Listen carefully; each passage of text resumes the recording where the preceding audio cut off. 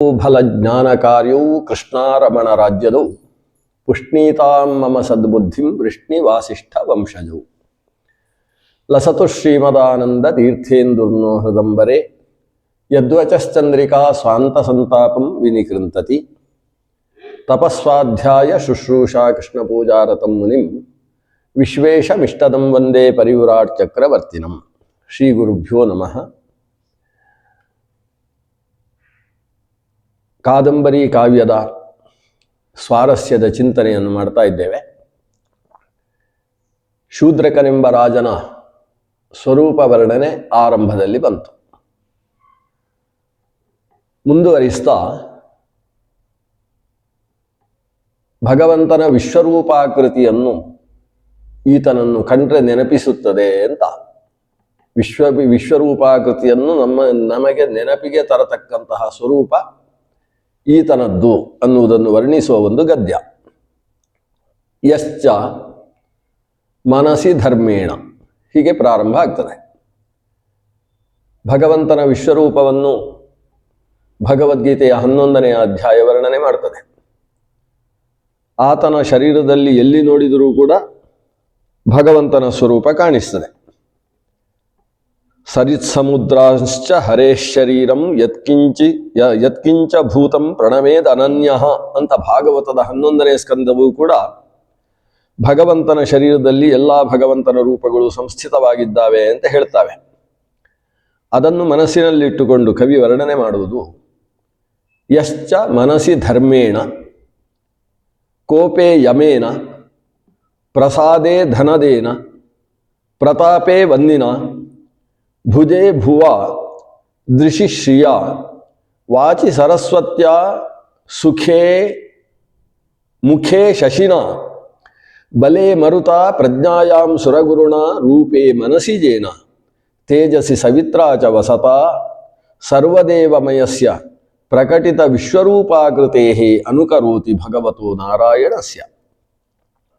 ವಿಶ್ವರೂಪಾಕೃತೆ ಭಗವತಃ ನಾರಾಯಣಸ್ಯ ಸರ್ವದೇವಮಯಸ್ಯ ಅನುಕರೋತಿ ಸ್ವರೂಪಂ.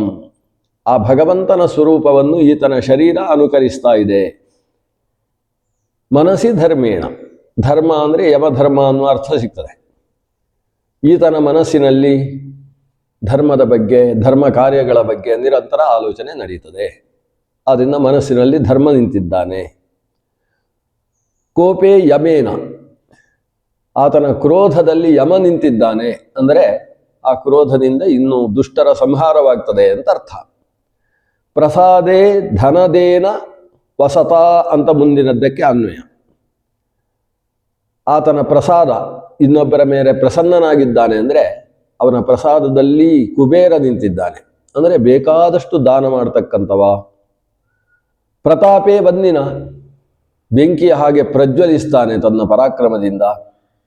ಭುಜೇ ಭುವ, ತನ್ನ ಭುಜದಲ್ಲಿ ಭೂಮಿ ಸಂಸ್ಥಿತವಾಗಿದೆ, ಭೂದೇವಿ ನಿಂತಿದ್ದಾಳೆ. ವಸ್ತುತಃ ಭುಜ ಸರ್ವಧಾರಕ, ಎಲ್ಲವನ್ನೂ ಧರಿಸುವಂಥದ್ದು. ಭೂಮಿ ಎಲ್ಲವನ್ನೂ ಧರಿಸಿದೆ, ಹಾಗಾಗಿ ಇವ ಭುಜದಿಂದ ಏನನ್ನು ಬೇಕಾದರೂ ಎತ್ತಬಲ್ಲ, ಇಡೀ ಭೂಮಿಯ ಭಾರವನ್ನು ಹೊರಬಲ್ಲ ಅನ್ನೋ ಒಂದು ಕವಿ ಕಲ್ಪನೆ. ದೃಶಿಶ್ರಿಯ, ಕಣ್ಣಿನಲ್ಲಿ ಲಕ್ಷ್ಮೀ ಸಂಸ್ಥಿತಳಾಗಿದ್ದಾಳೆ. ಶ್ರೀ ಅಂದರೆ ಕಾಂತಿಯೂ ಹೌದು. ವಾಚಿ ಸರಸ್ವತ್ಯ, ಮಾತಿನಲ್ಲಿ ನಾಲಿಗೆಯಲ್ಲಿ ಸರಸ್ವತಿ ನಿಂತಿದ್ದಾಳೆ. ಮುಖೇ ಶಶಿನ, ಮುಖದಲ್ಲಿ ಶಶಿ, ಮುಖವು ಆಹ್ಲಾದಕವಾಗಿದೆ. ಬಲೇ ಮರುತ, ಬಲದಲ್ಲಿ ವಾಯುದೇವ ನಿಂತಿದ್ದಾನೆ. ವಾಯುದೇವ ಬಟ್ ಇತ್ಥಾ ತದ್ವಪುಷೇಧಾಯಿ ಅಂತ ವಾಯುದೇವನನ್ನು ವರ್ಣಿಸತಕ್ಕಂತಹ ಪ್ರಾಣಾಗ್ನಿ ಸೂಕ್ತ ಅವರನ್ನು ಬಟ್ ಅಂದರೆ ಬಲಸ್ವರೂಪ ಅಂತ ವರ್ಣನೆ ಮಾಡ್ತದೆ. ಆದ್ದರಿಂದ ಬಲಸ್ವರೂಪಿಯಾದಂತಹ ವಾಯು ಈತನ ಬಲದಲ್ಲಿ ನಿಂತಿದ್ದಾನೆ. ಪ್ರಜ್ಞಾಯಾಂ ಸುರಗುರುಣ, ಸುರಗುರು ಬೃಹಸ್ಪತಿ. ರೂಪೇ ಮನಸಿಜೇನ, ಮನಸಿಜ ಮನ್ಮಥ. ತೇಜಸಿ ಸವಿತ್ರ ಚ ವಸತ, ಆತನ ತೇಜಸ್ಸಿನಲ್ಲಿ ಬ್ರಹ್ಮ, ಆತನ ಕ್ಷಾತ್ರವರ್ಚಸ್ಸಿನಲ್ಲಿ ಸವಿತೃ ನಿಂತಿದ್ದಾನೆ. ಸವಿತ್ರಿನ ತೇಜಸ್ಸಿನ ಹಾಗೆ ಪ್ರಜ್ವಲಿಸ್ತಾನೆ ಅಂತ ಹೇಳುವ ಒಂದು ಭಗವಂತನ ಒಂದೊಂದು ಅವಯವಗಳಲ್ಲಿ ಬೇರೆ ಬೇರೆ ದೇವತೆಗಳ ಸಂಸ್ಥಿತಿ ಆಶ್ರಿತತ್ವ ಹೇಗಿದೆಯೋ ಹಾಗೆ ಈತನ ಶರೀರದಲ್ಲಿ ಒಂದೊಂದು ಕಡೆ ಒಂದೊಂದು ಸ್ವರೂಪ ಆಶ್ರಿತವಾಗಿದೆ ಅಂತ ನಿರೂಪಿಸ್ತಾ ಈತನ ಮನಸ್ಸಿನಲ್ಲಿ ನಿರಂತರ ಧರ್ಮಚಿಂತನೆ ಇದೆ, ಮುಖದಲ್ಲಿ ವಿಶಿಷ್ಟವಾದಂತಹ ಕಾಂತಿ ಆಹ್ಲಾದಕತ್ವಗಳಿದ್ದಾವೆ, ರೂಪದಿಂದ ಮನ್ಮಥನನ್ನು ಮೀರಿಸಿದ್ದಾನೆ ಅನ್ನುವ ಭಾವವನ್ನು ಕೊಡುವ ಒಂದು ವಿಶೇಷವಾದ ವರ್ಣನೆ. ಇನ್ನೊಂದು ಪರಿಸಂಖ್ಯಾ ಸ್ವರೂಪವನ್ನು ಗಮನಿಸೋಣ. ಒಟ್ಟು 14 ಪರಿಸಂಖ್ಯಾಗಳನ್ನು, ಪರಿಸಂಖ್ಯಾ ಅಂದ್ರೇನು? ಹಾಗಲ್ಲ, ಅಲ್ಲಲ್ಲ, ಇಲ್ಲಿ, ಅಲ್ಲಿ ಇಲ್ಲವೇ ಇಲ್ಲ, ಇಲ್ಲಿ ಇಂಥ ಒಂದು ಕಡೆ ನಿಷೇಧ ಮಾಡಿ ಮತ್ತೊಂದು ಕಡೆಯಲ್ಲಿ ಸ್ಥಾಪನೆ ಮಾಡತಕ್ಕಂಥದ್ದು. ಅಲ್ಲಿ ಮತ್ತೊಂದು ಕಡೆ ಸ್ಥಾಪನೆ ಮಾಡುವ ಶಬ್ದ ಬೇಕೇ ಬೇಕು ಅಂತಿಲ್ಲ. ಇನ್ನೊಂದು ಕಡೆ ನಿಷೇಧ ಮಾಡಿತು ಅಂತ ಹೇಳಿದ್ರೆ ಅದರಿಂದ ವಿಶಿಷ್ಟವಾದ ಧ್ವನಿ ಹೊರಹೊಮ್ಮುತ್ತದೆ. ಆ ರೀತಿ ಈತನನ್ನು ವರ್ಣಿಸುವ ಒಂದು ಗದ್ಯ ಇದೆ. ಅಸ್ಮಿನ್ಶ್ಚ ರಾಜನಿ ಜಿತವತಿ ಜಿತ ಜಗತಿ ಪರಿಪಾಲಯತಿ ಮಹೀಂ. ಅಸ್ಮಿನ್ಶ್ಚ ರಾಜನಿ ಜಿತ ಜಗತಿ ಪರಿಪಾಲಯತಿ ಮಹೀಂ. ಈ ರಾಜ ಸಂಸಾರವನ್ನು ಗೆದ್ದವ, ಜಗತ್ತನ್ನು ಗೆದ್ದವ, ಆತ ಭೂಮಿಯನ್ನು ಪರಿಪಾಲನೆ ಮಾಡ್ತಾ ಇರುವಾಗ ವರ್ಣಸಂಕರ ಅದು ಲೋಕದಲ್ಲಿ ಇರಲಿಲ್ಲಂತೆ. ಚಿತ್ರಕರ್ಮದಲ್ಲಿ, ಬರೀ ಚಿತ್ರ ಮಾಡುವಲ್ಲಿ, ಗೋಡೆಯಲ್ಲಿ ಚಿತ್ರ ಬರೆಯುವಾಗ ಅಲ್ಲಿ ವರ್ಣಸಂಕರ ಇತ್ತು. ಚಿತ್ರಕರ್ಮಣಿ ವರ್ಣಸಂಕರ ಅಂತ ಪ್ರಾರಂಭ ಆಗ್ತದೆ. ಇದನ್ನು ಅರ್ಥ ಮಾಡಿಕೊಳ್ಳುವಾಗ ಜಾಗೃತಿಯಾಗಿ ಅರ್ಥ ಮಾಡಿಕೊಳ್ಬೇಕು. ಚಿತ್ರಕರ್ಮದಲ್ಲಿ ವರ್ಣಸಂಕರ ಇತ್ತು, ಇಷ್ಟೇ ಅರ್ಥ ಮಾಡಿಕೊಳ್ಳುವುದಲ್ಲ. ಕೊನೆಗೆ ನ ಪ್ರಜಾನಾಂ ಅನ್ನೋ ಒಂದು ಶಬ್ದ ಇದೆ. ವರ್ಣಸಂಕರ ಎಂಬುದು ಪ್ರಜೆಗಳಲ್ಲಿ ಇರಲಿಲ್ಲ. ಪ್ರಜಾನಾಂ ಅಂದರೆ ಪ್ರಜಾನಾಂ ಮಧ್ಯೆ ವರ್ಣಸಂಕರ ನಾಸೀತ್. ಚಿತ್ರಕರ್ಮಣಿ, ಆ ಲೋಕದಲ್ಲಿ ಆತನ ರಾಜ್ಯದಲ್ಲಿ ವರ್ಣಸಂಕರ ಇದೆ ಅಂದರೆ ಎಲ್ಲಿ ಅಂದರೆ ಚಿತ್ರಕರ್ಮದಲ್ಲಿ. ಅಂದರೆ ಚಿತ್ರವನ್ನು ಬರಿಬೇಕಾದ್ರೆ ಬೇರೆ ಬೇರೆ ಬಣ್ಣಗಳನ್ನು ಒಟ್ಟು ಸೇರಿಸಿ ಹೊಸ ಹೊಸ ಬಣ್ಣಗಳನ್ನು ನಿರ್ಮಿಸಿ ಚಿತ್ರವನ್ನು ರಚಿಸುವಂಥದ್ದು. ಆದರೆ ಪ್ರಜೆಗಳಲ್ಲಿ ವರ್ಣಸಂಕರ ಇರಲಿಲ್ಲ. ವರ್ಣಸಂಕರ ಅಂದರೆ ಅನುಲೋಮ ವಿಲೋಮವಾಗಿ ಪುರುಷರು ಸ್ತ್ರೀಯರು ಯಾವುದೇ ಧಾರ್ಮಿಕ ಕಟ್ಟುಪಾಡುಗಳಿಲ್ಲದೆ ಪಶುಗಳ ಹಾಗೆ ಒಟ್ಟು ಸೇರಿ ಮಕ್ಕಳನ್ನು ಹುಟ್ಟಿಸತಕ್ಕಂತಹ ಪ್ರಕರಣಗಳು ನಡೆದದ್ದಕ್ಕೆ ಉದಾಹರಣೆಯೇ ಇಲ್ಲ. ರತೇಶು ಕೇಶ ಗ್ರಹಾಹ. ಸಾಮಾನ್ಯವಾಗಿ ರಸ್ತೆಗಳಲ್ಲಿ ಗಲಾಟೆ ಮಾಡ್ತಕ್ಕಂಥದ್ದು ಎಲ್ಲ ದುಷ್ಟ ಪೋಖರಿಗಳಲ್ಲಿ ನಡೆಯುತ್ತೆ. ಅವರ ಕೇಶಾಕೇಶಿ ಮುಷ್ಟಾಮುಷ್ಟಿ ಎನ್ನುವ ಗಲಾಟೆ ನಡೆಯುತ್ತೆ. ಕೇಶಗ್ರಹ ಅನ್ನುವುದು ಎಲ್ಲೂ ಹಾಳು ರಸ್ತೆಗಳಲ್ಲಿ ನಡೀತಾ ಇರಲಿಲ್ಲ. ರತೇಶು, ಸ್ತ್ರೀ ಪುರುಷರ ರತಿಯಲ್ಲಿ ಮಾತ್ರ ಅದು ಕಾಣಿಸ್ತಾ ಇತ್ತು. ಅದು ವಾತ್ಸ್ಯಾಯನ ಕಾಮಸೂತ್ರದಲ್ಲಿ ನಿರೂಪಿಸಿದಂತಹ ಕ್ರಮದಲ್ಲಿ. ಕಾವ್ಯೇಶು ದೃಢಬಂಧಾ. ಬಂಧನ, ಪೊಲೀಸರು, ರಕ್ಷಕ ಭಟರು ತಪ್ಪು ಮಾಡಿದವರನ್ನು ಬಂಧಿಸುವಂತಹ ಪ್ರಸಂಗ ಇರಲಿಲ್ಲ. ಯಾಕೆಂದ್ರೆ ತಪ್ಪು ಮಾಡುವವರೇ ಇರಲಿಲ್ಲ ಅವನ ದೇಶದಲ್ಲಿ ಅಂತ. ಹಾಗಾದರೆ ಬಂಧ ಎಲ್ಲಿ? ಕಾವ್ಯಗಳಲ್ಲಿ ಮಾತ್ರ ದೃಢಬಂಧಗಳಿದ್ದವು. ಬಂಧನ, ಬಂಧ ಅನ್ನುವುದಕ್ಕೆ 2-3 ಅಭಿಪ್ರಾಯಗಳಿದ್ದಾವೆ. ವಿಶೇಷ ಸಮಾಸ ಬಂಧ. ಕಾವ್ಯದಲ್ಲಿ, ಗದ್ಯ ಕಾವ್ಯಗಳಲ್ಲಿ ದೊಡ್ಡ ದೊಡ್ಡ ಶಬ್ದಗಳು. ಸ್ವಜನತಾಪಗಮಾಗಮ ಸಂಗಮ ಪ್ರತಿಸಭಾಜಿತ ಪೂರಕ ಸಂಭ್ರಮೇ ಅನ್ನುವುದು ಒಂದೇ ಶಬ್ದ, ಒಂದು ಪದ. ಯಾಕಂದ್ರೆ ಅದು ಸಮಸ್ತ ಪದ. ಈ ರೀತಿಯ ಬಂಧ, ದೃಢಬಂಧ ಅಂತ ಹೇಳಿದರೆ ದೊಡ್ಡ ದೊಡ್ಡ ಸಮಾಸ ವಾಕ್ಯಗಳು ಅಂತ ಒಂದು ಅಭಿಪ್ರಾಯ. ಇನ್ನೊಂದು ಸರ್ವತೋಭದ್ರ ಬಂಧ, ಚಕ್ರಬಂಧ, ಪುಷ್ಪಬಂಧ, ಛತ್ರಿಬಂಧ, ಅನೇಕ ಥರದ ಬಂಧಗಳನ್ನು ಅಲಂಕಾರ ಶಾಸ್ತ್ರದಲ್ಲಿ ನಿರೂಪಣೆ ಮಾಡ್ತಾರೆ. ಶ್ಲೋಕಗಳನ್ನು ಓದಿದಾಗ ಹಿಂದಿನಿಂದ ಮುಂದೆ ಓದಿದ್ರೆ, ಮುಂದಿನಿಂದ ಹಿಂದೆ ಓದಿದ್ರೆ ಒಂದೇ ಥರ ಬಂತು ಅಂತಾದರೆ ಅದು ಸರ್ವತೋಭದ್ರ ಬಂಧದಲ್ಲಿ ಸೇರ್ತದೆ. ಸಮಾನಯ ಯಾನಮಾಸ ಮಾಯಯ ತತಯಾ ಯಮ ನಯಾಸನ ನಯಾಸನ ನಾಸಯಾನ ಮಾಯಯ ತತಯಾ ಯಮ ಅಂತ ಒಂದು ಮಧ್ವವಿಜಯದಲ್ಲಿ ನಾರಾಯಣ ಪಂಡಿತರು ಮಾಡಿದಂತಹ ಶ್ಲೋಕ. ನಯಾಸನ ಇಲ್ಲಿ ಹಿಂದಿನಿಂದ ಮುಂದೆ ಓದಿದ್ರೆ, ಮುಂದಿನಿಂದ ಹಿಂದೆ ಓದಿದ್ರೆ ಒಂದೇ ಥರ ಬರ್ತದೆ. ಅಂಥದ್ದನ್ನು ನಾವು 8 ಕೋಣೆಗಳನ್ನು ಹಾಕಿ 8 ಕೋಣೆಯಲ್ಲಿ 8 ಅಕ್ಷರಗಳನ್ನು ಬರೆಯಿತು ಅಂತಾದರೆ, ಈ ಕಡೆಯಿಂದ ಆ ಕಡೆ ಓದಿದ್ರೆ, ಆ ಕಡೆಯಿಂದ ಕೆಳಗೆ ಓದಿದ್ರೆ, ಕೆಳಗಿಂದ ಮೇಲೆ ಓದಿದ್ರೆ, ಮೇಲಿಂದ ಅಡ್ಡ ಓದಿದ್ರೆ ಎಲ್ಲ ಕಡೆಯಿಂದ ಒಂದೇ ಥರ ಬರುವಂತಹದ್ದಾದ್ರಿಂದ ಇದನ್ನು ಸರ್ವತೋಭದ್ರ ಬಂಧ ಅಂತ ಕರೀತಾರೆ. ಆ ರೀತಿಯ ಬಂಧಗಳು ಅದು ಕಾವ್ಯದಲ್ಲಿ ಮಾತ್ರ ಕಾಣಿಸ್ತಾ ಇತ್ತು, ಲೋಕದಲ್ಲಿ ಪ್ರಜೆಗಳಲ್ಲಿ ಕಾಣಿಸ್ತಾ ಇರಲಿಲ್ಲ ಅಂತ ವರ್ಣನೆ ಮಾಡುವುದರ ಮೂಲಕ ಒಂದು ಪ್ರತಿಸಂಖ್ಯಾ. ಕಾವ್ಯದಲ್ಲಿ ಮಾತ್ರ, ಬೇರೆ ಕಡೆ ಇಲ್ಲ. ಶಾಸ್ತ್ರೇಷು ಚಿಂತಾ. ಚಿಂತೆ ಅನ್ನೋದು ಶಾಸ್ತ್ರದಲ್ಲಿ ಮಾತ್ರ ಇತ್ತು, ಲೋಕದಲ್ಲಿ ಇರಲಿಲ್ಲ. ಚಿಂತ ಅಂದರೆ ಎರಡು ಅಭಿಪ್ರಾಯ ಇದೆ. ಒಂದು, ತಲೆಯ ಮೇಲೆ ಬೇರೆದೇ ಇದ್ದ ಭಾರಗಳನ್ನು ಹಾಕಿಕೊಂಡು ತಾಪತ್ರಯಗಳ ಚಿಂತೆ, ಅದು ಪ್ರಜಾನಾಂ ನಾಸೀತ್ ಶಾಸ್ತ್ರೇಶು ಆಸೀತ್, ಶಾಸ್ತ್ರದಲ್ಲಿ ಮಾತ್ರ ಇತ್ತು. ಇಲ್ಲಿ ಚಿಂತ ಅಂತ ಹೇಳಿದರೆ ಚಿಂತನ, ಶಾಸ್ತ್ರ ವಿಚಾರಗಳನ್ನು ನಿರಂತರ ಆಲೋಚನೆ ಮಾಡಿ ಅದರಿಂದಾಗಿ ಮನನ ಮಾಡತಕ್ಕಂತಹ ಪ್ರಕ್ರಿಯೆ, ಅಥವಾ ಬ್ರಹ್ಮಸೂತ್ರಗಳಲ್ಲಿ ಹೇಳಿದ ನ್ಯಾಯಗಳನ್ನು ಬಳಸಿಕೊಂಡು ಚಿಂತನೆ ಮಾಡ್ತಕ್ಕಂಥದ್ದು, ಇದು ಶಾಸ್ತ್ರಚಿಂತ ಅಂತ ಕರೀತಾರೆ. ಸ್ವಪ್ನೇಶು ವಿಪ್ರಲಂಭಾ, ವಿಪ್ರಲಂಭ ಅಂದರೆ ವಂಚನೆ ಅಂತ ಸಾಮಾನ್ಯವಾದ ಅರ್ಥ. ಅಲ್ಲಿ ಇದೆ ಅಂದುಕೊಂಡದ್ದು ಮುಂದಿನ ಕ್ಷಣದಲ್ಲಿ ಇಲ್ಲವಾಗುವುದು, ಇದಕ್ಕೆ ವಿಪ್ರಲಂಭ ಅಂತ ಹೆಸರು. ಕೈಯಲ್ಲಿ 10 ಸುವರ್ಣ ನಾಣ್ಯಗಳನ್ನು ತೋರಿಸಿ ತೆಗೋ ಅಂತ ಹೇಳುವಾಗ ಅದನ್ನು ಅದೃಶ್ಯವಾಗಿಸಿದರೆ ಇದು ವಂಚನೆಯಾಗ್ತದೆ. ನನ್ನದು ಅಷ್ಟು ಸಂಪತ್ತು ಆ ಫೈನಾನ್ಸಿನಲ್ಲೋ ಬ್ಯಾಂಕ್ನಲ್ಲೋ ಇದೆ ಅಂತ ಭಾವಿಸಿಕೊಂಡಿದ್ದ ಹಾಗೆ ಅದು ಮುಳುಗಿ ಹೋದರೆ ಅದು ವಿಪ್ರಲಂಭವಾಗ್ತದೆ. ಇದ್ದದ್ದು ಇದ್ದಕ್ಕಿದ್ದ ಹಾಗೆ ಕಾಣೆಯಾಗುವುದು ವಿಪ್ರಲಂಭ. ಇಂಥದ್ದು ಲೋಕದಲ್ಲಿ ಯಾರು ವಂಚನೆ ಮಾಡ್ತಾ ಇರಲಿಲ್ಲ. ಶಾಸ್ತ್ರ ಎಲ್ಲಿ? ಸ್ವಪ್ನೇಶು ವಿಪ್ರಲಂಭ, ಸ್ವಪ್ನದಲ್ಲಿ ಅದು ಇದು ಭಾರಿ ಕಾಣಿಸ್ತಾ ಇದೆ, ಎಚ್ಚರವಾದಾಗ ಇಲ್ಲ. ಆದರೆ ವಿಪ್ರಲಂಭ ಅನ್ನೋದು ಸ್ವಪ್ನದಲ್ಲಿ ಮಾತ್ರ ಇತ್ತು. ನ ಪ್ರಜಾನಾಂ ಛತ್ರೇಶು ಕನಕ ದಂಡಾಹ. ಹಿಂದಿನ ಕಾಲದಲ್ಲಿ ದಂಡನ ಅಂತ ಹೇಳಿದ್ರೆ ಜುಲ್ಮಾನೆ ಹಾಕೋದು, ಬಂಗಾರ, 100 ಬಂಗಾರ ಕೊಡು, ಶತೇನ ದಂಡಯತಿ, ಶತಂ ದಂಡಯತಿ ಅನ್ನುವ ಪ್ರಯೋಗಗಳೆಲ್ಲ ಇದೆ. ಆತ ತಪ್ಪು ಮಾಡಿದರೆ ಅದಕ್ಕೆ 100 ಜುಲ್ಮಾನೆ ಹಾಕೋದು, ದಂಡ ಹಾಕೋದು. ಇವತ್ತಿಗೂ ಕೂಡ ದುಡ್ಡು ದಂಡ ಹಾಕುವ ಹಾಗೆ ಕನಕ ದಂಡ ಅಂತ ಬಂಗಾರದ ದಂಡನೆಗಳು. ಈ ಕನಕ ದಂಡ ಎಲ್ಲಿತ್ತು? ಲೋಕದ ಜನ ಯಾರು ಅಪರಾಧ ಮಾಡ್ತಾ ಇರಲಿಲ್ಲ, ಆದ್ರಿಂದ ಕನಕ ಬಂಗಾರದ ಜುಲ್ಮಾನೆ ಹಾಕುವ ಪ್ರಸಂಗ ಇರಲಿಲ್ಲ. ಎಲ್ಲಿ? ಛತ್ರೇಶು, ಕೊಡೆ ಹಿಡಿಬೇಕಾದ್ರೆ ಕೊಡೆಯ ದಂಡ ಅದು ಬಂಗಾರದ ದಂಡ ಆಗಿತ್ತಂತೆ. ಅಂದರೆ ಕೊಡೆಗೂ ಕೂಡ ಬಂಗಾರದ ದಂಡವನ್ನು ಬಳಸ್ತಾ ಇದ್ರು ಅನ್ನುವ ದೃಷ್ಟಿಯಿಂದ ಒಂದು ದೇಶದ ಐಶ್ವರ್ಯದ ಸಮೃದ್ಧಿಯ ವರ್ಣನೆಯ ಜೊತೆಗೆ ಲೋಕದಲ್ಲಿ ಅಪರಾಧಿಗಳಿರಲಿಲ್ಲ ಅನ್ನುವ ಲೋಕದ ರಾಮರಾಜ್ಯದ ವರ್ಣನೆ.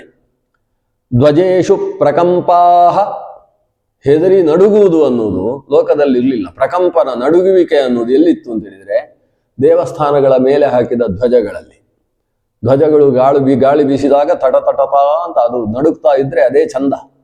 ಧ್ವಜದಲ್ಲಷ್ಟೇ ಪ್ರಕಂಪ ಇತ್ತು, ಮನುಷ್ಯರ ಮನಸ್ಸಿನಲ್ಲಿ ಪ್ರಕಂಪ ಇರಲಿಲ್ಲ. ಗೀತೇಶು ರಾಗ ವಿಲಸಿತಾನಿ, ರಾಗ ವಿಲಾಸ, ರಾಗ ಅನ್ನೋದು ದೋಷ, ರಾಗದ್ವೇಷಗಳನ್ನು ದೋಷ ಅಂತ ಕರೀತೇವೆ. ಪ್ರಜೆಗಳಲ್ಲಿ ರಾಗವಿಲಸಿತ ಇರಲಿಲ್ಲ. ರಾಗವಿಲಸಿತ ಅಂದ್ರೇನು? ಅಸೂಯೆಯಿಂದ ಉಂಟಾಗತಕ್ಕಂತಹ, ನನಗೆ ಬೇಕು ಅನ್ನುವ ಭಾವದಿಂದ ಉಂಟಾಗುವ ಒಂದು ಮಾನಸಿಕ ವಿಕ್ಲೇಶ, ಇದನ್ನು ರಾಗವಿಲಸಿತ ಅಂತ ಕರೀತಾರೆ. ಇದು ಎಲ್ಲಿತ್ತು? ಗೀತೇಶು, ಹಾಡಬೇಕಾದ್ರೆ ಸಂಗೀತದಲ್ಲಿ ರಾಗಗಳು, ಭೈರವಿ ಮೊದಲಾದಂತಹ ಅನೇಕ ರೀತಿಯ ರಾಗಗಳ ವಿಲಸಿತ ಅಂತ ಹೇಳಿದರೆ ಆ ರಾಗವನ್ನು ಮೇಲೆ ಕೆಳಗೆ ತೆಗೆದುಕೊಂಡು ಹೋಗತಕ್ಕಂತಹ ವಿಧಾನಗಳು. ಹೀಗೆ ರಾಗ, ಲಯ ಇವುಗಳಿಗೆ ಅನುಗುಣವಾಗಿ ರಾಗ ವಿಲಸಿತ ಅನ್ನುವುದು ಗೀತದಲ್ಲಿ ಮಾತ್ರ ಇತ್ತು, ಪ್ರಜೆಗಳಲ್ಲಿ ಇರಲಿಲ್ಲ. ಕರೀಷು ಮದವಿಕಾರ, ಮದವಿಕಾರ, ಯದ್ವಾದದ್ವ ಕುಡಿದು ಮದದಿಂದ ರಸ್ತೆಯಲ್ಲಿ ಬೀಳುವಂತಹ ಜನ ಇರಲಿಲ್ಲ ಆ ಊರಿನಲ್ಲಿ. ಆದರೆ ಮದವಿಕಾರ ಎಲ್ಲಿತ್ತು? ಆನೆಗಳಲ್ಲಿತ್ತು. ಆನೆಗಳು ಸೇನೆಗೆ ಸೇರ್ಪಡೆಗೊಂಡವುಗಳು. ಅವುಗಳಿಗೆ ಆಗಾಗ ಮದವೇರಿ ಆ ಮದ ನಿಮಿತ್ತವಾಗಿ ಗೀಳಿಡುವುದು, ತನ್ನ ಸೊಂಡಿಲಿನಿಂದ ಅವಾಂತರ ಮಾಡುವುದು ಇತ್ಯಾದಿಗಳನ್ನು ಮಾಡ್ತಾ ಇದ್ವು. ಇದು ದೇಶದ ಸಮೃದ್ಧಿಯ ವರ್ಣನೆಯನ್ನು ಮಾಡಿದ ಹಾಗೆ ಆಗ್ತದೆ. ಅಂದ ಕರಿಷು ಕೇವಲ ಮದ ವಿಕಾರ ನ ಪ್ರಜಾನಾಮಾಸೀತ್. ಚಾಪೇಶು ಗುಣಚ್ಛೇದಾ, ಗುಣಚ್ಛೇದ ಅಂದರೆ ಪ್ರಜೆಗಳಲ್ಲಿದ್ದಂತಹ ಗುಣ, ಸದ್ಗುಣ ಇವತ್ತು ಹೋಗಿ ನಾಳೆ ದುರ್ಗುಣ ಉಂಟಾಗುವಂಥದ್ದು. ಅಂಥದ್ದು ಪ್ರಜೆಗಳಲ್ಲಿರಲಿಲ್ಲ. ನ ಪ್ರಜಾನಾಮಾಸೀತ್ ಗುಣಚ್ಛೇದ ಆಸನ್. ಮತ್ತೆ ಚಾಪೇಶು, ಬಿಲ್ಲು, ಬಿಲ್ಲಿನಲ್ಲಿ ಗುಣಚ್ಛೇದ ಅಂತ ಹೇಳಿದರೆ, ಗುಣ ಅಂದರೆ ಹಗ್ಗ, ಹಗ್ಗ ಕತ್ತರಿಸಿ ಹೋಗೋದು. ಬಿಲ್ಲು ಅಭ್ಯಾಸ ಮಾಡುವಾಗ ರಾಜಕುಮಾರರಿಗೆ ಪಾಠ ಹೇಳಬೇಕಾದ್ರೆ ಬಿಲ್ಲಿನ ಹಗ್ಗ ತುಂಡಾಗುವುದು. ಹೇಗೆ ವೀಣಾವಾದನ ಮಾಡ್ತಕ್ಕಂತಹ ವ್ಯಕ್ತಿಗಳ ವೀಣೆಯ ತಂತಿ ತುಂಡಾಗುವುದು ಅನ್ನೋದು ನಡೆಯುತ್ತೆ. ಅದರಿಂದ ವಿಶೇಷವಾದ ವೀಣಾ ಚಿಂತನೆ, ವೀಣಾ ಪಾಠಗಳು ಅಲ್ಲಿ ನಡೀತಾವೆ ಅಂತ ಅರ್ಥ. ಹಾಗೆ ಚಾಪಗಳಲ್ಲಿ ಮಾತ್ರ ಗುಣಚ್ಛೇದ, ಲೋಕದಲ್ಲಿ ಇರಲಿಲ್ಲ. ಗವಾಕ್ಷೇಶು ಜಾಲಮಾರ್ಗಾ, ಜಾಲಮಾರ್ಗ ಅಂತೇಳಿದರೆ ವಂಚನೆಯ ಮಾರ್ಗಗಳು, ಇವತ್ತಿನ ಜಾಲತಾಣಗಳಲ್ಲಿ ಉಂಟಾಗುವ ಮಾರ್ಗಗಳು ಆಗ್ಬೋದು. ಜಾಲಮಾರ್ಗ ಅಂದರೆ ಕಡಿದಾದ ಮಾರ್ಗಗಳು. ಕೋಟೆಯ ಮಧ್ಯದಲ್ಲಿ ಎಲ್ಲೋ ಒಂದು ಕನ್ನ ಹಾಕಿ ತೆಗೆದ ಮಾರ್ಗಕ್ಕೆ ಜಾಲಮಾರ್ಗ ಅಂತ ಹೆಸರು. ಮನೆ ಮನೆಗಳಲ್ಲಿ ತೋಡುವ ಕನ್ನಗಳಿಗೆ ಜಾಲಮಾರ್ಗ ಅಂತ ಹೆಸರು. ಕಳ್ಳಕಾಕರ ಭಯ ಇರಲಿಲ್ಲ, ಹಾಗಾಗಿ ಗೋಡೆಯನ್ನು ತೂತು ಮಾಡಿ ಜಾಲಮಾರ್ಗವನ್ನು ನಿರ್ಮಾಣ ಮಾಡಿ ಕಳ್ಳತನ ಮಾಡ್ತಕ್ಕಂಥದ್ದು ನಡೀತಾ ಇರಲಿಲ್ಲ. ಮತ್ತೆ ಎಲ್ಲಿತ್ತು ಜಾಲಮಾರ್ಗ? ಗವಾಕ್ಷ. ಗವಾಕ್ಷ ಅಂದರೆ ಕಿಟಕಿ. ಕಿಟಕಿಗಳಲ್ಲಿ ಮಾತ್ರ ಜಾಲಮಾರ್ಗಗಳಿದ್ದವು. ಅಂದರೆ ಮನೆಯನ್ನು ಕಟ್ಟುವವನೇ ಒಳಗೆ ಬೆಳಕು ಸರಿಯಾಗಿ ಬರುವುದಕ್ಕೋಸ್ಕರ ಜಾಲಮಾರ್ಗಗಳನ್ನು ತಾನು ನಿರ್ಮಾಣ ಮಾಡಿಕೊಳ್ತಾ ಇದ್ದನೇ ಹೊರತು ಕಳ್ಳಕಾಕರ ಜಾಲಮಾರ್ಗಗಳು ಇರಲಿಲ್ಲ. ಶಶಿಕೃಪಾಣ ಕವಚೇಶು ಕಲಂಕ. ಕಲಂಕ ಅಂತ ಹೇಳಿದರೆ ಕಪ್ಪು ಕಲೆ. ಯಾವ ಮನುಷ್ಯನಲ್ಲೂ ಪ್ರಜೆಗಳಲ್ಲೂ ಕಲಂಕ ಇರಲಿಲ್ಲ. ತಪ್ಪು ಕೆಲಸ ಮಾಡಿದರೆ ಹಿಂದಿನ ಕಾಲದಲ್ಲಿ ಆತನ ಮೈ ಮೇಲೆ ಒಂದು ಕಲಂಕ ಚಿಹ್ನೆಯನ್ನು ಹಾಕ್ತಾ ಇದ್ರು. ಆತನ ಹಣೆಯಲ್ಲಿ ಒಂದು ಸುಟ್ಟ ಆಯುಧದಿಂದ ಒಂದು ಚಿಹ್ನೆ ಹಾಕಿತು ಅಂತ ಹೇಳಿದರೆ ಈತ ಅಪರಾಧಿ, ಇವನನ್ನು ಪಂಕ್ತಿಯಲ್ಲಿ ಭೋಜನಕ್ಕೆ ಕೂಡಿಸುವ ಹಾಗಿಲ್ಲ, ಇವನಿಗೆ ಯಾವುದೇ ರೀತಿಯ ಸರ್ಕಾರಿ ಸವಲತ್ತುಗಳನ್ನು ಕೊಡುವ ಹಾಗಿಲ್ಲ ಅನ್ನುವ ಕಾರಣದಿಂದ ಆತನಿಗೆ ಕಲಂಕವನ್ನು ಹಾಕುವಂತಹ ಕ್ರಮ ಇತ್ತು. ಅಂತಹ ಕಲಂಕ ಲೋಕದ ಯಾವ ಪ್ರಜೆಯಲ್ಲೂ ಇರಲಿಲ್ಲ. ಯಾಕೆ? ಪ್ರಜೆಗಳು ಕಲಂಕಿತ ಕೆಲಸಗಳನ್ನೇ ಮಾಡ್ತಿರ್ಲಿಲ್ಲ. ಹಾಗಾದರೆ ಎಲ್ಲಿತ್ತು ಕಲಂಕ? ಒಂದು ಚಂದ್ರನಲ್ಲಿತ್ತು, ಕೃಪಾಣ ಕತ್ತಿಯಲ್ಲಿತ್ತು, ಕವಚದಲ್ಲಿತ್ತು. ಕತ್ತಿಯಲ್ಲಿ ಕಲಂಕ ಅಂತ ಹೇಳಿದರೆ ಕತ್ತಿಯನ್ನು ಹೆಚ್ಚು ಉಪಯೋಗಿಸ್ತಾ ಇರಲಿಲ್ಲ, ಅದು ತುಕ್ಕು ಹಿಡಿತಿತ್ತು ಅಂತ ಅರ್ಥ. ಕವಚದಲ್ಲಿ ಕಲಂಕ ಅಂತ ಹೇಳಿದರೆ ಕವಚವನ್ನು ಕೂಡ ನಿರಂತರ ಶುದ್ಧೀಕರಿಸುವ ಕೆಲಸ ಇರಲಿಲ್ಲ. ಯುದ್ಧಗಳು ಹತ್ತಿರ ಬಂದಾಗ ಕವಚವನ್ನು ಶುದ್ಧ ಮಾಡಬೇಕು. ಇಲ್ಲೇ ಹೋದರೆ ಕಬ್ಬಿಣದ ಕವಚಗಳು ಅದು ಕಲಂಕಿತವಾಗ್ತಾ ಇರ್ತವೆ. ಕವಚಗಳು ಕಲಂಕಿತವಾದರೆ ಆ ದೇಶ ಸಮೃದ್ಧವಾಗಿದೆ ಅಂತ ಅರ್ಥ. ಕವಚಗಳು ಪರಿಶುದ್ಧವಾಗಿ ಫಳಫಳಾಯಮಾನವಾಗಿದ್ದರೆ ನಿರಂತರ ಯುದ್ಧ ನಡೀತಾ ಇದೆ ಅಂತ ಅರ್ಥ. ಆದ್ರಿಂದ ಶಾಂತಿ ಸಮೃದ್ಧಿ ಇತ್ತು ಅನ್ನುವುದನ್ನು ತಿಳಿಸುವುದಕ್ಕೆ ಶಶಿ ಕೃಪಾಣ, ಕೃಪಾಣ ಅಂದರೆ ಕತ್ತಿ, ಖಡ್ಗಗಳು, ಕವಚ, ಶಶಿ ಕೃಪಾಣ ಕವಚೇಶು ಕಲಂಕ ನತು ಪ್ರಜಾನಾಂ ಕಲಂಕ. ರತಿ ಕಲಹೇಶು ದೂತ ಸಂಪ್ರೇಷಣಾನಿ. ದೂತ ಸಂಪ್ರೇಷಣ ನಡೆಯುವುದು ಸನಿಹದ ದೇಶದಲ್ಲಿದ್ದಂತಹ ವ್ಯಕ್ತಿ ತಾನು ಯುದ್ಧಕ್ಕೆ ಬರ್ತೇನೆ, ಅಥವಾ ಈ ಕಡೆಯಿಂದ ಆ ಕಡೆಗೆ ಸಲ್ಲಬೇಕಾದದ್ದು ಸಲ್ಲಿಲ್ಲ, ಅಲ್ಲಿಂದ ಇಲ್ಲಿಗೆ ಕಪ್ಪ ಕಾಣಿಕೆ ಬರಲಿಲ್ಲ, ಇಂತಹ ಪ್ರಸಂಗ ಬಂತು ಅಂತಾದರೆ ಮಾತ್ರ ದೂತ ಸಂಪ್ರೇಷಣ ಅನ್ನುವ ಪ್ರಕ್ರಿಯೆ ನಡೀತದೆ. ಆ ರೀತಿ ಎಲ್ಲಿಯೂ ಕೂಡ ಸಮಸ್ಯೆ ಇರಲಿಲ್ಲ. ಅದರಿಂದ ರಾಜ್ಯದಲ್ಲಿ ದೂತ ಸಂಪ್ರೇಷಣ ಪ್ರಕ್ರಿಯೆ ನಡೀತಾ ಇರಲಿಲ್ಲ.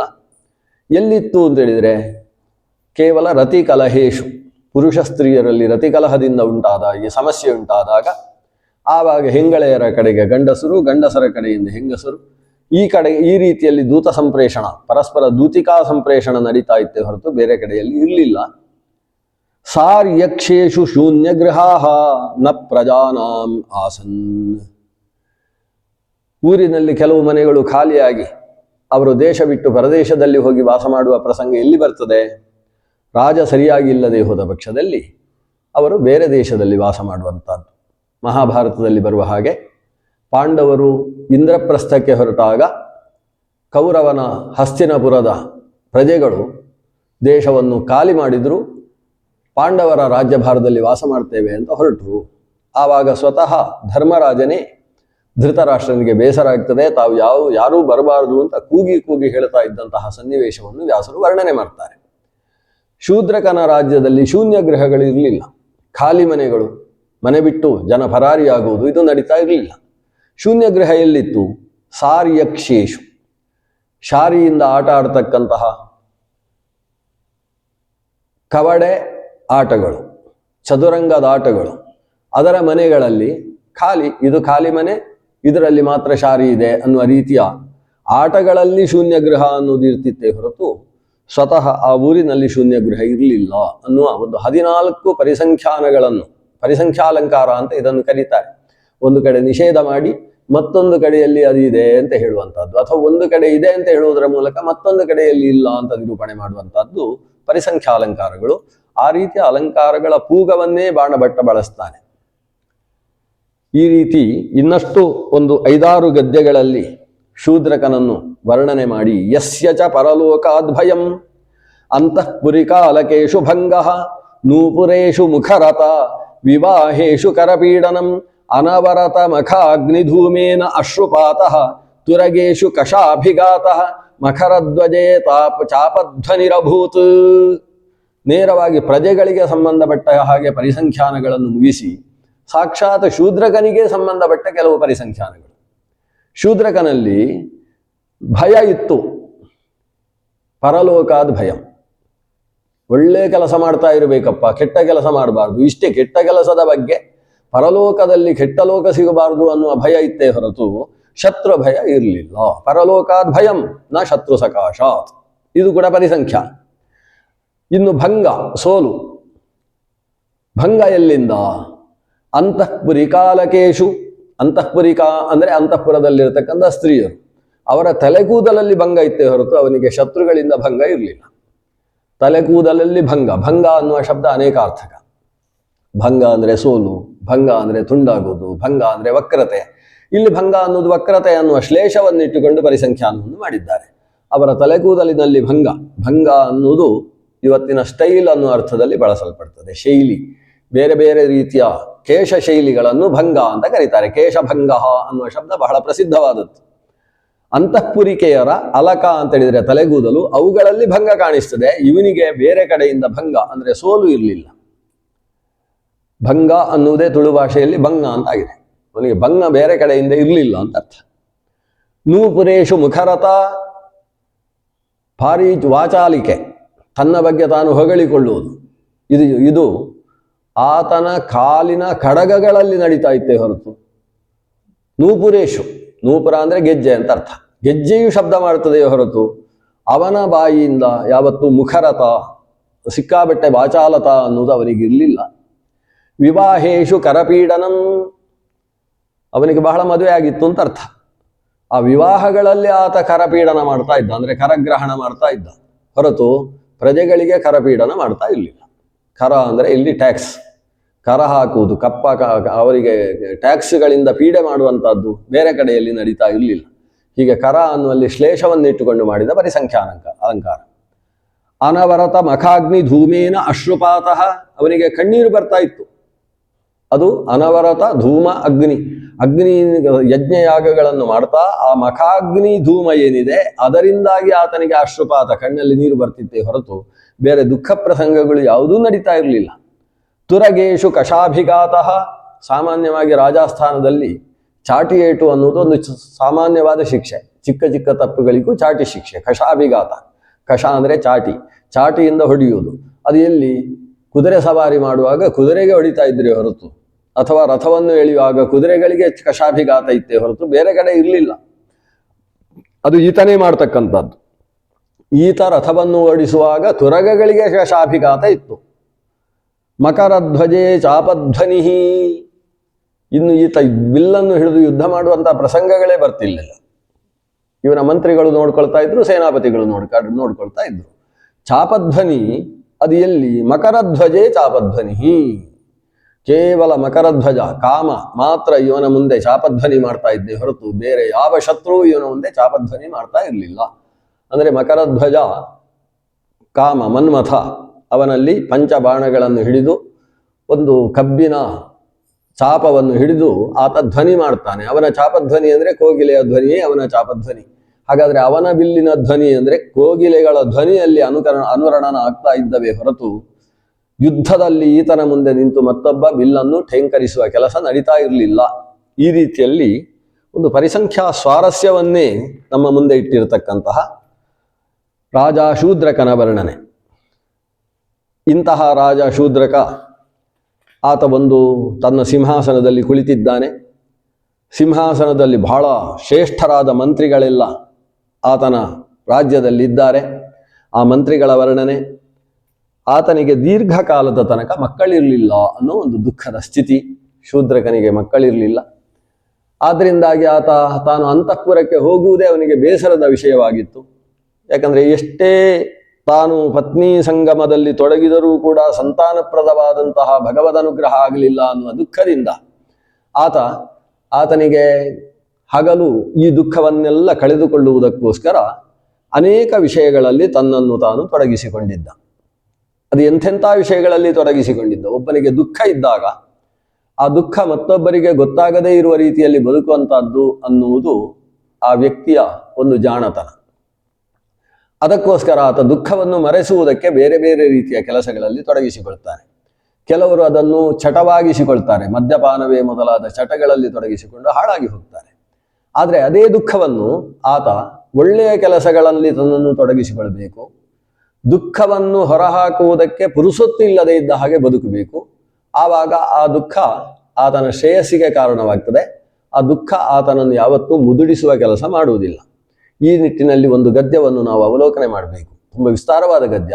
ಆತ ಯಾವ ಯಾವ ಕೆಲಸಗಳಲ್ಲಿ ತನ್ನನ್ನು ತೊಡಗಿಸಿಕೊಳ್ತಿದ್ದ. ಸಂಗೀತಗಳಲ್ಲಿ ತೊಡಗಿಸಿಕೊಳ್ತಿದ್ದ, ಬೇರೆ ಬೇರೆ ರೀತಿಯ ನೃತ್ಯ ಗೀತ ವಾದ್ಯಗಳಲ್ಲಿ ತನ್ನನ್ನು ತೊಡಗಿಸಿಕೊಳ್ತಾ ಇದ್ದ, ವಿದ್ವಾಂಸರ ಗೋಷ್ಠಿಗಳನ್ನು ಯೋಜನೆ ಮಾಡ್ತಾ ಇದ್ದ.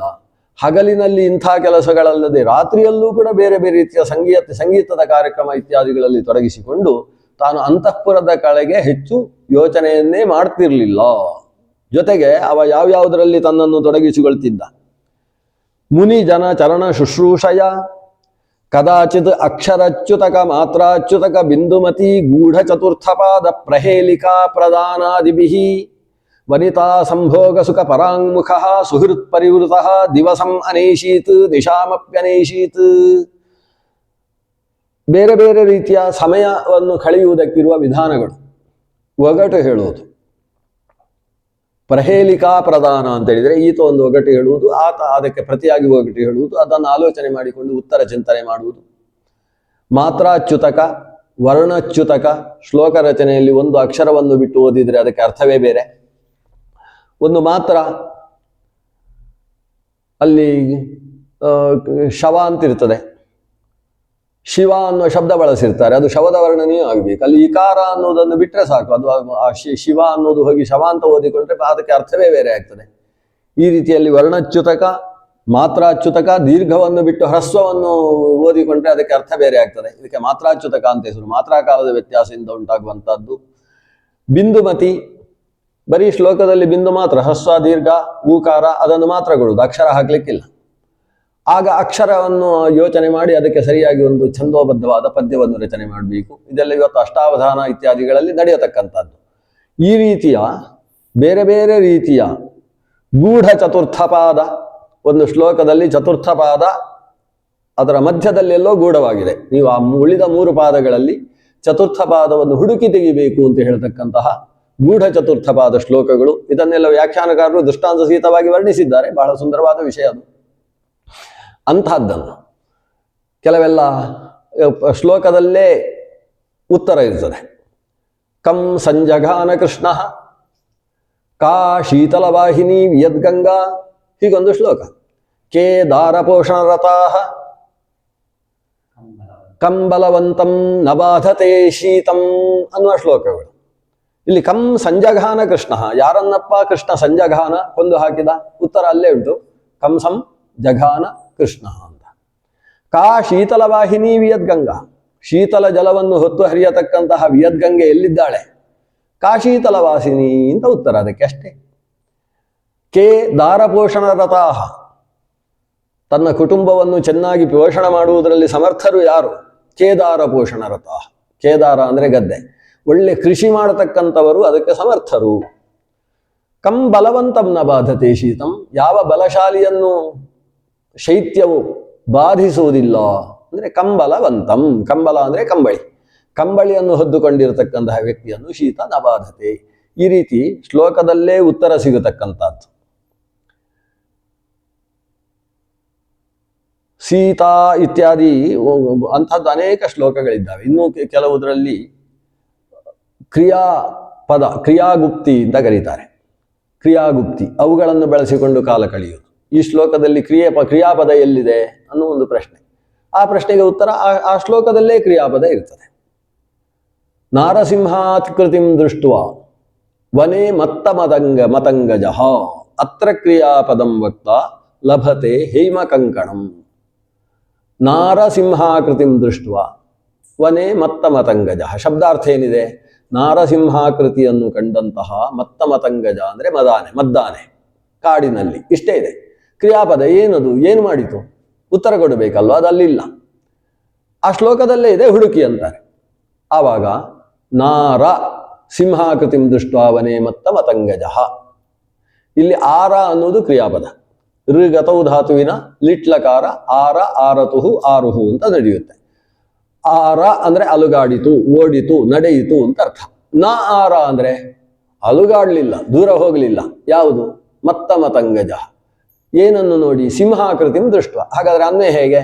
ಸಿಂಹಾಕೃತಿಂ ದೃಷ್ಟ ವನೆ ಮತ್ತ ಮತಂಗಜ ನ ಆರ. ಅದು ಅತ್ತಿತ್ತ ಎಲ್ಲೂ ಚಲಿಸಲಿಲ್ಲ.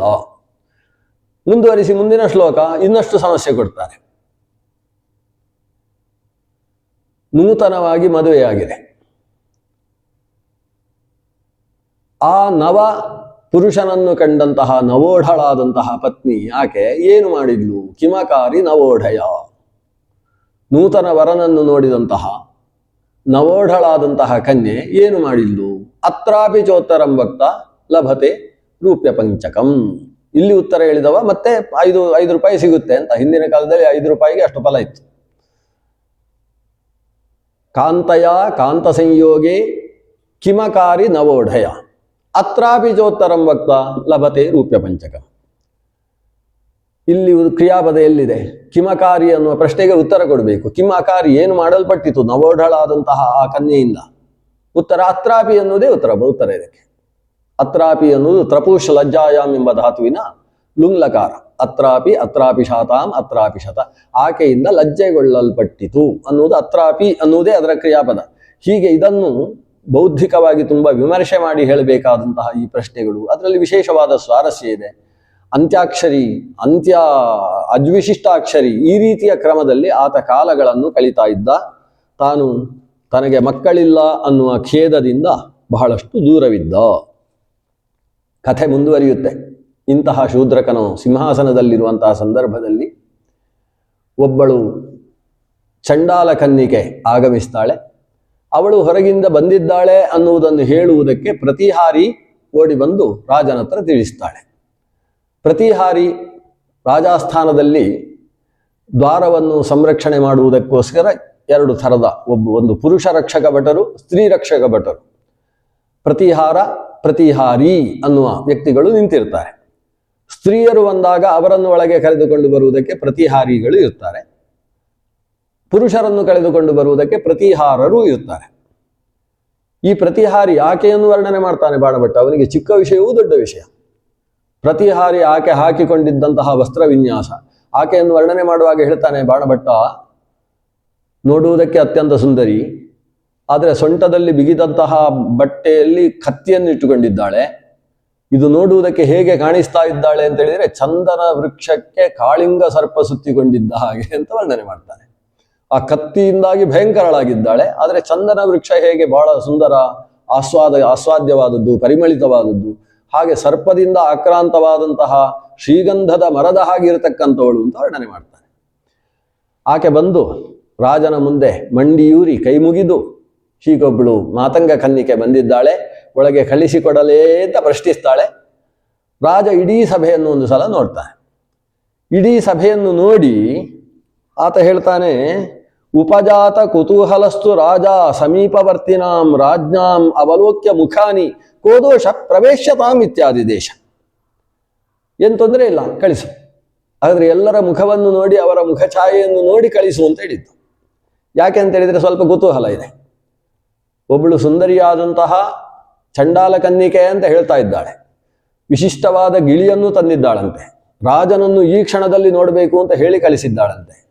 ಸಾಮಾನ್ಯವಾಗಿ ಚಂಡಾಲ ಕನ್ನಿಕೆಗೆ ರಾಜಾಸ್ಥಾನದ ಒಳಗೆ ಪ್ರವೇಶ ಇಲ್ಲ. ರಾಜನೇ ಹೊರಗೆ ಹೋಗಿ ಅವರನ್ನು ನೋಡಬೇಕು. ಇಲ್ಲಿ ಒಳಗೆ ಪ್ರವೇಶಿಸಬೇಕು ಅಂತ ಅವಳು ಕೇಳ್ತಾ ಇದ್ದಾಳೆ ಅಂತಾದರೆ, ಗಿಳಿ ವಿಶಿಷ್ಟವಾಗಿದೆ ಅಂತಾದರೆ, ನನ್ನ ಸಾಮಂತ ರಾಜರದೆಲ್ಲ ಅಭಿಪ್ರಾಯ ಏನಿದೆ? ಪ್ರತಿಯೊಬ್ಬರ ಮುಖದಲ್ಲೂ ಕೂಡ ಬರ್ಲಿ ಬರ್ಲಿ ಅನ್ನೋ ಭಾವವನ್ನು ಕಂಡು ಕೋದೋಷ ಪ್ರವೇಶದ ಅಂತ ಆದೇಶವನ್ನು ಕೊಡ್ತಾನೆ. ಒಳಗೆ ಬರತಕ್ಕಂತಹ ಆಕೆಯನ್ನು ವರ್ಣಿಸುವುದಕ್ಕೆ 4 ಪುಟ, ಒಂದೇ ವಾಕ್ಯ ಅಷ್ಟು ಕೂಡ. ಬಟ್ ಆಕೆಯ ಜೊತೆಗೆ ಒಬ್ಬ ಪುರುಷ ಇದ್ದಾನೆ, ತುಂಬ ವಯಸ್ಕನಾದಂತಹ ಚಂಡಾಲ ಪುರುಷ. ಆತನ ಹಿಂದೆ ಬರತಕ್ಕಂತಹ ಈಕೆ ಚಂಡಾಲ ಕನ್ನಿಕೆ. ಆಕೆಯನ್ನು ತ್ರಿಲೋಕ ಸುಂದರಿಯನ್ನಾಗಿ ವರ್ಣನೆ ಮಾಡ್ತಾನೆ. ಅಂತಹ ಸೌಂದರ್ಯ. ಇನ್ನೂ ನವ ಯುವತಿ ಇದ್ದಾಳೆ. ಒಂದು ಪಂಜರದಲ್ಲಿ ಗಿಳಿ, ಮತ್ತೊಬ್ಬ ಪುಟ್ಟ ಹುಡುಗ, ಹೀಗೆ 4 ಜನ ಅವರು ಆಗಮಿಸಿದ್ದಾರೆ. ಅವರನ್ನೆಲ್ಲ ವರ್ಣಿಸ್ತಾ ಇಂತಹ ಪರಮರೂಪ ಈಕೆಯಲ್ಲಿ ಹೇಗೆ? ಆತ ಕೊನೆಗೆ ಯೋಚನೆ ಮಾಡ್ತಾನೆ, ಚತುರ್ಮುಖ ಬ್ರಹ್ಮನಿಗೆ ಏನೋ ತಪ್ಪಾಗಿದೆ ಸೃಷ್ಟಿಯಲ್ಲಿ. ಎಲ್ಲೋ ಸೃಷ್ಟಿಸಬೇಕಾದಂತಹ ರೂಪವನ್ನು ರಾಜಕುಮಾರಿಯಲ್ಲೋ ಅಥವಾ ವಿಪ್ರಕುಲದಲ್ಲೋ ಸೃಷ್ಟಿಸಬೇಕಾದಂತಹ ಲಾವಣ್ಯವನ್ನು ಈ ಚಂಡಾಲ ಕನ್ನಿಕೆಯಲ್ಲಿ ಸೃಷ್ಟಿಸಿಬಿಟ್ಟಿದ್ದಾನೆ. ಅನ್ಯಾಯವಾಗಿ ಹೋಯ್ತಲ್ಲ, ಇದು ಎಲ್ಲಿಗೂ ಉಪಯೋಗಕ್ಕೆ ಬರದೇ ಇಲ್ಲದದ್ದು ಆಗಿ ಹೋಯ್ತಲ್ವಾ ಅಂತ ಹೀಗೆಲ್ಲ ಆತ ಆಲೋಚನೆ ಮಾಡ್ತಾ ಇದ್ದಾನೆ. ಆ ರೀತಿ ಆಲೋಚನೆ ಮಾಡ್ತಾ ಇರುವ ಹಾಗೆ ಆಕೆ ಬಂದು ರಾಜನಿಗೆ ಪ್ರಗಲ್ಭ ಯುವತಿಯ ಹಾಗೆ ತಾನು ನಮಸ್ಕಾರವನ್ನು ಮಾಡಿ ಕೂತುಕೊಳ್ತಾಳೆ. ಕೂತುಕೊಂಡು ರಾಜನನ್ನು ಒಂದು ಸಲ ಕಣ್ಣು ಬಿಟ್ಟು ನೋಡ್ತಾಳೆ. ನೋಡುವಾಗ ರಾಜನ ಬಗ್ಗೆ 1-2 ಪುಟದಷ್ಟು ವರ್ಣನೆ. ರಾಜ ಹೇಗಿದ್ದಾನೆ ಶೂದ್ರಕ, ಅವನ ಶರೀರ ರೂಪ ಹೇಗಿದೆ, ಇಲ್ಲಿಯ ತನಕ ಅವನ ವ್ಯಕ್ತಿತ್ವದ ವರ್ಣನೆ ಆಯಿತು. ಅವನ ಶಾರೀರಿಕ ರೂಪ ಹೇಗಿದೆ, 1-2 ಶಬ್ದಗಳನ್ನು ನೋಡುವುದಾದ್ರೆ, ಆಯತ ಲೋಚನಮಪಿ ಸೂಕ್ಷ್ಮ ದರ್ಶನಂ ಮಹಾದೋಷಮಪಿ ಸಕಲ ಗುಣಾಧಿಷ್ಠಾನಂ ಕುಪತಿಮಪಿ ಕಲತ್ರವಲ್ಲಭಂ ಅವಿರತ ಪ್ರವೃತ್ತ ದಾನಮಪ್ಯಮದಂ. ವಿರೋಧಾಭಾಸಗಳ ಪುಂಜ, ಸುಮಾರು ಒಂದು 18 ವಿರೋಧಾಭಾಸಗಳು. ಆಯತಲೋಚನಮಪಿ ಸೂಕ್ಷ್ಮ ದರ್ಶನಂ, ವಿಶಾಲ ಕಣ್ಣಿದ್ರು ಕೂಡ ಪುಟ್ಟ ಕಣ್ಣಿನವ ಅಂತ. ಆಯತಲೋಚನ ಅನ್ನುವುದು ಆತನ ಶರೀರದ ಸ್ವರೂಪದ ಸೌಂದರ್ಯ. ಸೂಕ್ಷ್ಮ ದರ್ಶನ ಅಂದ್ರೆ ಚಿಕ್ಕ ಚಿಕ್ಕ ವಿಷಯಗಳನ್ನು ಕೂಡ ಅಷ್ಟು ಚೆನ್ನಾಗಿ ನೋಡ್ತಕ್ಕಂತಹ ವ್ಯಕ್ತಿತ್ವ ಆತ, ಸೂಕ್ಷ್ಮ ದೃಷ್ಟಿಯುಳ್ಳವ. ಮಹಾದೋಷಮಪಿ ಸಕಲ ಗುಣಾಧಿಷ್ಠಾನಂ, ಭಾರಿ ದೋಷ ಇದ್ರೂ ಎಲ್ಲ ಗುಣ ಇದೆ ಅಂತ. ಇಲ್ಲಿ ದೋಷ ಅಥವಾ ದೋಷ್ ಅನ್ನೋ ಶಬ್ದಕ್ಕೆ ಕೈ ಅಂತ ಅರ್ಥ ಇದೆ. ದೋರ್ಭಿರ್ಯುಕ್ತ ಚತುರ್ಭಿಹಿ, ದೋಹ ಅಂದ್ರೆ ಕೈ, ದೋಹೋ ದೋಷ, ಇವೆರಡೂ ಕೂಡ ಅಮರಕೋಶದಲ್ಲಿ ಕೈ ಅನ್ನೋ ಅರ್ಥದಲ್ಲಿರುವ ಶಬ್ದಗಳು. ಮಹಾದೋಷ ಅಂತ ಹೇಳಿದ್ರೆ ಮಹಾಂತವು ಅಥವಾ ದೋಷವು, ಮಹಾಂತವು ದೋಷವು ಯಸ್ಯ ಸಹ ಮಹಾದೋಷ ತಮ್ ಮಹಾದೋಷಂ. ಭಾರಿ ವಿಶಾಲವಾದ ಆಜಾನು ಬಾಹುವಾಗಿದ್ದರೂ ಕೂಡ ಸಕಲ ಗುಣಾಧಿಷ್ಠಾನಂ, ಸಕಲ ಗುಣವುಳ್ಳವ. ಅಪಿ ಶಬ್ದ ವಿರೋಧಾಭಾಸವನ್ನು ತೋರಿಸುವುದಕ್ಕೋಸ್ಕರ ಇರತಕ್ಕಂಥದ್ದು. ಕುಪತಿಮಪಿ ಕಲತ್ರವಲ್ಲಭಂ, ಕುಪತಿ ಅಂದ್ರೆ ಕೆಟ್ಟ ಗಂಡ, ಆದರೆ ಕಲತ್ರ ಪತ್ನಿಯರಿಗೆಲ್ಲ ಭಾರಿ ಪ್ರಿಯ ಅಂತೆ. ಕುಪತಿ ಅನ್ನುವ ಶಬ್ದ ಇಲ್ಲಿ ಶ್ಲಿಷ್ಟ, ಕು ಅಂದ್ರೆ ಭೂಮಿ, ಗೋತ್ರ ಕುಹು, ಕು ಅಂದ್ರೆ ಕುಜ ಅಂದ್ರೆ ಭೂಮಿಯ ಮಗ ಅಂತ ಅರ್ಥ, ಕು ಅಂದ್ರೆ ಭೂಮಿ, ಕುಪತಿ ಅಂದ್ರೆ ಭೂಪತಿ ಅಂತ ಅರ್ಥ. ಭೂಪತಿಯಾಗಿದ್ದಾನೆ, ಪತ್ನಿಯರಿಗೆ ವಲ್ಲಭನಾಗಿದ್ದಾನೆ. ಅವಿರತ ಪ್ರವೃತ್ತ ದಾನಮಪಿ ಅಮದಂ, ದಾನ ಅಂದ್ರೆ ಹಿಂದೆ ಬಂದಿದೆ, ಗಜದ ಗಂಡಸ್ಥಲದಿಂದ ಸುರಿಯತಕ್ಕಂತಹ ಮದ ಜಲ, ನಿರಂತರ ಪ್ರವೃತ್ತವಾದ ಮದ ಜಲ ಸುರಿತಾ ಇದೆ ಅಂತ ಆದ್ರೆ ಅದು ಮದಯುಕ್ತವಾದ ಆನೆ ಆಗಬೇಕು. ಇವ ಹಾಗಲ್ಲ, ಅನಾವರತ ಪ್ರವೃತ್ತ ದಾನ ಉಳ್ಳವನಾದರೂ ಕೂಡ ಅಮದ, ಮದ ಇಲ್ಲ ಅವನಲ್ಲಿ. ಹಾಗಾದ್ರೆ ಇಲ್ಲಿ ದಾನ ಅಂದ್ರೆ ತಾನು ನಿರಂತರವಾಗಿ ಬಂದಂತಹ ವ್ಯಕ್ತಿಗಳಿಗೆ ದಾನ ಕೊಡತಕ್ಕಂಥವ ಅನ್ನೋ ಅರ್ಥ. ಅತ್ಯಂತ ಶುದ್ಧ ಸ್ವಭಾವಮಪಿ ಕೃಷ್ಣ ಚರಿತಂ, ಶುದ್ಧ ಸ್ವಭಾವ ಆದರೆ ಕಪ್ಪು ಚಾರಿತ್ರ್ಯವುಳ್ಳವ, ಕೃಷ್ಣ ಚರಿತ. ಶುದ್ಧ ಸ್ವಭಾವ ಅನ್ನೋದು ಸರಿ, ಕೃಷ್ಣ ಚರಿತ ಅಂದ್ರೆ ಭಗವಂತ ಶ್ರೀಕೃಷ್ಣನ ಚರಿತೆಯನ್ನು ನಿರಂತರ ಶ್ರವಣ ಮಾಡುವವ ಅಂತ ವ್ಯಾಖ್ಯಾನಕಾರರು ಒಂದು ಅರ್ಥ. ಇನ್ನೊಂದು ಶ್ರೀಕೃಷ್ಣನ ಹಾಗೆ ಪರಿಶುದ್ಧ ಸ್ವಭಾವವುಳ್ಳವ ಅನ್ನೋದು ಮತ್ತೊಂದು ಅರ್ಥ. ಇನ್ನೊಂದು ಕೃಷ್ಣ ಚರಿತ ಅಂದ್ರೆ ಎಲ್ಲರಿಗೂ ಆಕರ್ಷಕವಾದ ಚಾರಿತ್ರ್ಯವುಳ್ಳವ ಅಂತ ಮತ್ತೊಂದು ಅರ್ಥ. ಅಕರಮಪಿ ಹಸ್ತಿಸ್ಥಿತ ಸಕಲ ಭುವನತಲಂ, ಹಸ್ತಸ್ಥಿತ ಸಕಲ ಭುವನತಲಂ, ಕೈಯಲ್ಲಿ ಸಮಸ್ತ ಭೂತಲವನ್ನು ಧಾರಣೆ ಮಾಡಿದ್ದಾನೆ, ಆದರೆ ಆಕಾರ, ಕೈ ಇಲ್ಲ. ಆದರೆ ಆಕಾರ ಅಂತ ಹೇಳಿದ್ರೆ ತಾನು ಯಾರಿಗೂ ಟ್ಯಾಕ್ಸ್ ಹಾಕುವುದಿಲ್ಲ ಅಂತ ಅರ್ಥ, ಕರಗ್ರಹಣ ಮಾಡುವುದಿಲ್ಲ. ಹಾಗಿದ್ರೂ ಕೂಡ ತನ್ನ ರಾಜನೀತಿಯ ಬಲದಿಂದ ತಾನು ಸಮಸ್ತ ಭೂತಲವನ್ನು ತನ್ನ ಕೈಯಲ್ಲಿ ಇಟ್ಟುಕೊಂಡಿದ್ದಾನೆ. ಅಂತಹ ರಾಜಾನಂ ಅದ್ರಾಕ್ಷೀತ್, ಆಕೆ ಇಂತಹ ರಾಜನನ್ನು ಕಂಡವಳು ನಮಸ್ಕಾರ ಮಾಡಿದ್ಲು. ನಮಸ್ಕಾರ ಮಾಡಿ ಈ ಗಿಳಿಯ ಬಗ್ಗೆ ವರ್ಣನೆ ಮಾಡ್ತಾಳೆ. ಇದು ಅಸಾಮಾನ್ಯವಾದ ಗಿಳಿ, ಸಕಲ ಶಾಸ್ತ್ರ ಪಾರಂಗತವಾದದ್ದು, ವೈಶಂಪಾಯನ ಅಂತ ಇದಕ್ಕೆ ಹೆಸರು. ನಮ್ಮ ಕಾಡಿನಲ್ಲಿ ಲಭ್ಯವಾದದ್ದು. ಆ ಕಾಡಿನಲ್ಲಿ ಸಿಕ್ಕಿದ್ದು ಯಾವುದಾದರೂ ಶ್ರೇಷ್ಠವಾದದ್ದಿದ್ರೆ ಅದಕ್ಕೆಲ್ಲ ರಾಜನೇ ಅಧಿಪತಿ ಅಂತ ತಿಳಿದವರು ನಾವು. ಹಾಗಾಗಿ ಇದಕ್ಕೆ ಇಂತಹ ಶ್ರೇಷ್ಠವಾದದ್ದು ರಾಜನ ಕೈಯಲ್ಲಿರಬೇಕು ಅನ್ನೋ ದೃಷ್ಟಿಯಿಂದ ನಿನಗೋಸ್ಕರ ತಂದು ಕೊಡ್ತಾ ಇದ್ದೇವೆ, ನೀನು ಇದನ್ನು ಪರಿರಕ್ಷಣೆ ಮಾಡಬೇಕು ಅಂತ ಗಿಳಿಯನ್ನು ಕೊಡ್ತಾಳೆ. ಆ ಗಿಳಿಯ ವರ್ಣನೆಯ ಜೊತೆಗೆ ಒಂದು ಸ್ವಲ್ಪ ಭಾಗವನ್ನು ಮತ್ತೆ ಸಮಗ್ರ ಕಾದಂಬರಿಯ ಕಥೆ ಏನು ಅನ್ನೋ ವಿಷಯವನ್ನು ಕೂಡ ನಾಳೆ ದಿವಸ ಅವಲೋಕನ ಮಾಡೋಣ. ಶ್ರೀಕೃಷ್ಣಾರ್ಪಣಮಸ್ತು.